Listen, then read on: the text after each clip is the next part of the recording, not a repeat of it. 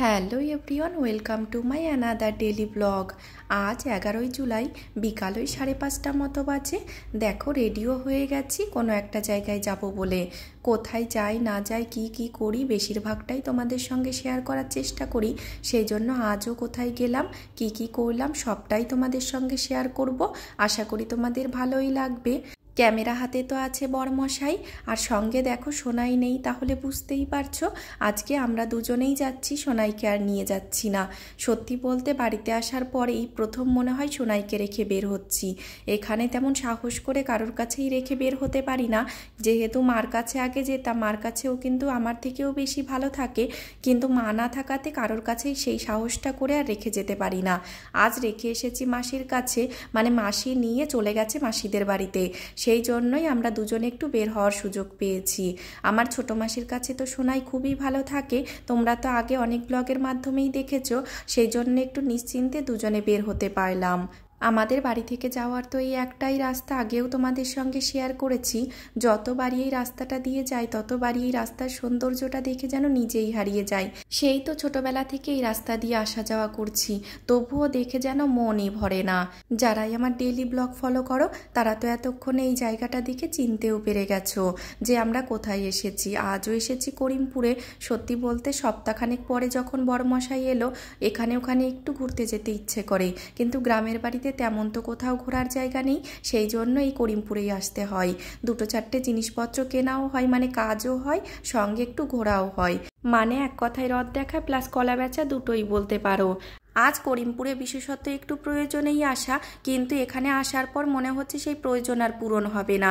বাড়ি থেকে যখন বেরিয়েছিলাম আমাদের কিন্তু বারের খেয়ালটা ছিল না। আজ বৃহস্পতিবার, করিমপুর বন্ধ থাকে। এখানে আসার পরেই সমস্ত দোকান বন্ধ দেখে খেয়াল আসলো, কিন্তু এই যে স্টাইল বাজার, এম বাজার, যে মার্কেটগুলো আছে মানে মলগুলো আছে, সেগুলো কিন্তু খোলা থাকে। আর বাকি চারিদিকে লক্ষ্য করে দেখবে সমস্ত দোকানপাটই বন্ধ। আর করিমপুরে আসলে ইদানিং আবার এম বাজারে একটু শপিং করা হচ্ছে, কিন্তু সেটা আমাদের জন্য খুব একটা হয় না, সোনাইয়ের জন্যই হয়। কিন্তু আমাদের জিনিসপত্র বেশিরভাগ রাধা নামে একটা দোকান আছে, ওখান থেকেই কেনা হয়। ওখানের জিনিসের কোয়ালিটি, মেটেরিয়াল সমস্ত কিছুই ভীষণ সুন্দর। কিন্তু আজ যেহেতু বৃহস্পতিবার ওটা বন্ধ ছিল, সেই জন্য আর তেমন কিছুই কেনাকাটা হবে না মনে হচ্ছে। আর একেবারেই না দেখে ফিরে যাব, সেই জন্য ভাবলাম এই দুটো জায়গা যখন খোলাই আছে তাহলে একটু দেখেই যাই। প্রথমে তো গেল স্টাইল বাজারে, ওখানে তো ওর মাপের জিন্স ছিলই না। তারপরে আমরা এসেছি এম বাজারে। এম বাজারে একটা ছিল, তবুও ওর সেটিং হচ্ছিল না।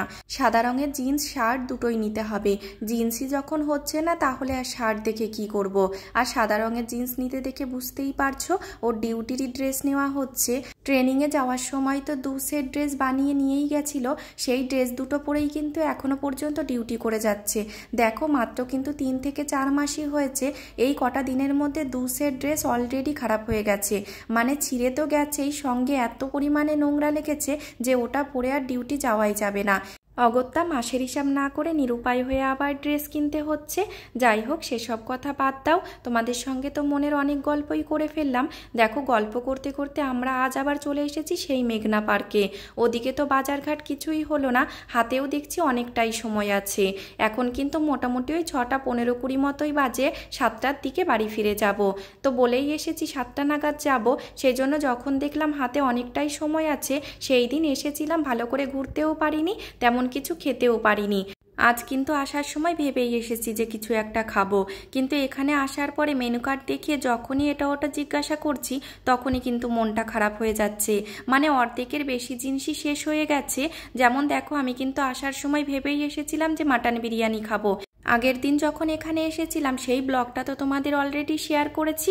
সেদিন এসেই কিন্তু মেনু কার্ডে লক্ষ্য করেছিলাম মাত্র 150 টাকা প্লেট এখানে মাটন বিরিয়ানি। একটু অবশ্য কৌতূহল হয়েছিল যে মাটনের যে পরিমাণে দাম, মাত্র 150 টাকা প্লেট, আবার মাটন সঙ্গে বিরিয়ানি। যেখানে বাইরে অন্যান্য রেস্টুরেন্টে কম করে 300 টাকা প্লেট বিক্রি হচ্ছে, সেখানে মাত্র হাফ দামে এখানে বিক্রি করছে। কি এমন দিচ্ছে সেই বিরিয়ানিতে, একটু কিন্তু খেয়ে দেখার কৌতূহল ছিল। তো যাই হোক, কপালে নেই তাই আর হলো না। মাটন বিরিয়ানি কি সমস্ত বিরিয়ানিই শেষ হয়ে গেছে। এখানে চিকেন বিরিয়ানিও নেই, তেমন কোনো আইটেমই ছিল না। অলরেডি কিন্তু 6:30 মতো বাজে, তাহলে বুঝতেই পারছো এই রেস্টুরেন্টটায় কি পরিমাণে চাপ। কিন্তু পিৎজা ছিল অ্যাভেলেবেল, সেই জন্য ভাবলাম একেবারেই না খেয়ে চলে যাব। সেই জন্য একটা পিৎজাই নিয়ে নিলাম। পার্সোনালি আমার কিন্তু পিৎজা খুব একটা ভালো লাগে না, আর রাজু তো একেবারেই ভালো খায় না। এবার যেহেতু অনেক দিন খাওয়া হয়নি, সেই জন্য ভাবলাম খাবো ভেবে এসেছি, একেবারেই না খেয়ে চলে যাব, সেই জন্য একটা পিৎজা নিয়ে নিয়েছি। বাইরের খাবার বলতে রাজু কিন্তু সবথেকে বেশি বিরিয়ানিটাই ভালো খায়। এটা ওটা আমার পাল্লায় পড়ে খেলেও কিন্তু খুব একটা বেশি ভালো খায় না। আজও যেমন দেখো পিৎজা যেমন ও একদমই ভালো খায় না, কিন্তু আমার পাল্লায় পড়ে খেতেই হলো। বিরিয়ানির সঙ্গে সঙ্গে ও কিন্তু বিভিন্ন টাইপের মকটেলও ভীষণ পছন্দ করে। তোমরা হয়তো একটু ভালো করে দেখলে বুঝতে পারবে যে কোথাও গিয়ে কিছু একটা খাক আর না খাক, ও বিভিন্ন টাইপের মকটেল ট্রাই করে। যেমন দেখো আগের দিনই নিয়ে নিয়েছিল অরেঞ্জ ফ্যান্টাসি, আজ আবার দেখো নিয়ে নিয়েছে লিচি ফ্যান্টাসি। মানে সত্যি মকটেলটা ভীষণ ভালো ছিল। কিন্তু পার্সোনালি আমার পিৎজাটা খুব একটা ভালো লাগেনি। রাজুর তো ভালো লাগবেই না, ওর যখন অন্য জায়গায় এত ভালো পিৎজা খাই সেটাইও বলে যে ভালো লাগেনি, তাহলে এটা যখন আমার ভালো লাগেনি তাহলে ওর তো ভালো লাগবেই না। এবার ফেলে তো দিয়ে আসতে পারি না, সেই জন্য অনেক কষ্ট করে খেয়েছি। কারণ ওখানে যে বেসটা দিয়েছে বেসটাই বেশি মুখে পড়ছিল, আর উপরের যে টপিংগুলো দিয়েছিল সেই টপিংটা ভীষণ কম ছিল। সেই জন্য পিৎজাটা তো নিয়ে আমার এক্সপিরিয়েন্স খুব একটা ভালো গেল না। যাই হোক, নেক্সট বার এসে অন্য কিছু ট্রাই করব, তখন অবশ্যই তোমাদের জানাবো কেমন ছিল। দেখো আমাদের তো খাওয়া দাওয়া হয়ে গেছে, আর তেমন কিছুই খাওয়া দাওয়া করলাম না। এবার সোনাইয়ের জন্য কিছু তো একটা নিয়ে যাব, কি নিয়ে যাব ভেবে দেখো একটা আগের দিন অরেঞ্জ ফ্যান্টাসিটাও ভীষণ ভালো খেয়েছিল, সেই জন্য আজও একটা নিয়ে নিয়েছি অরেঞ্জ ফ্যান্টাসি। তো এটা নিয়েই বাড়ির দিকে রওনা দেব। আজকের ভিডিওটা তাহলে এখানেই শেষ করছি। সম্পূর্ণ ভিডিওটিতে পাশে থাকার জন্য অনেক অনেক ধন্যবাদ।